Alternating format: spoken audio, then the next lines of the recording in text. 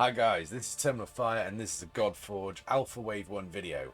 Today I'm going to break down the gear system in Godforge Alpha, covering the rarities, the qualities and most importantly where you can farm each type of gear as you progress through the alpha test. Let's start with where to find the different gear pieces in the caverns. So if you're looking for specific types of gear, you just go to the certain levels in the cavern. So if you want some helmets, you go to a level ending in 1. So 1, 11, 21, etc. As you go through, every single one of those will drop a helmet for you. If you want to look for chest pieces, you need to look for a level ending in a 2. So if I just go to 92 here, which is kind of my nearest one, if I look at the reward preview, I can see there that we've got chests. If you want pauldrons, that's your shoulders, you need to go to areas ending in a 3. And for gauntlets, your gloves, that's areas ending in a 4. So we see there we've got gauntlets. If you want to look for legs, so you're looking for any level ending in a 6. And if you want boots, you're looking for 7s.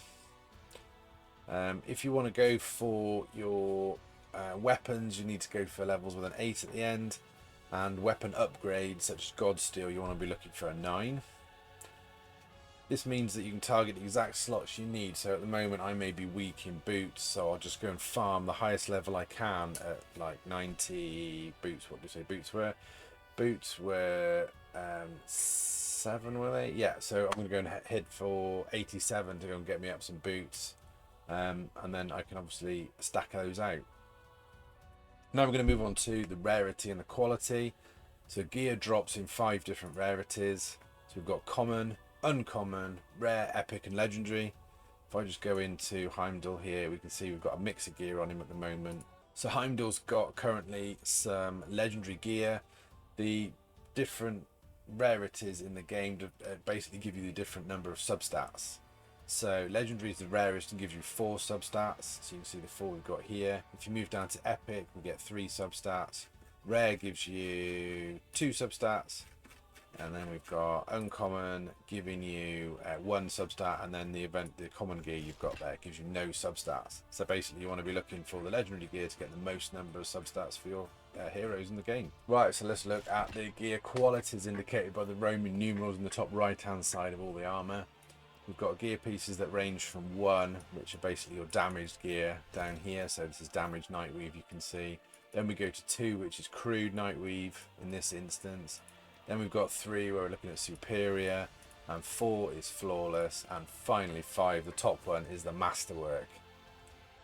The Roman numerals indicate the quality of your rolls for your gear.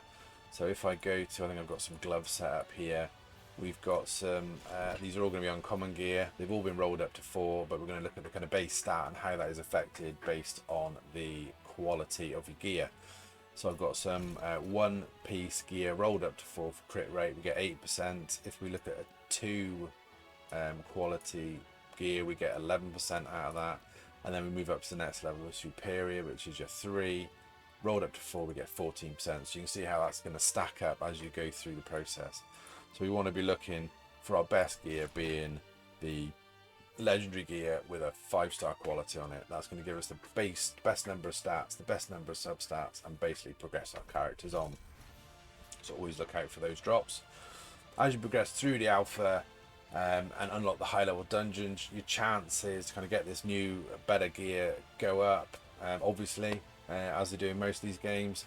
So push through as best you can to get the best loot you can possibly find and get that upgraded as soon as you can.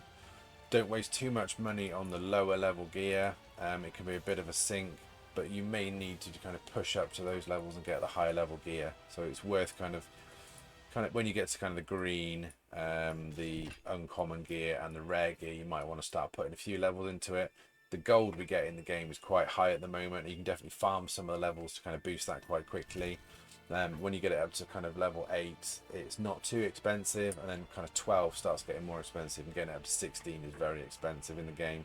As you can see, I built up a bit of reserve of cash in terms of, I've got 14 million, so we do get quite a lot given to us as we go through this Alpha Wave 1, which is cool.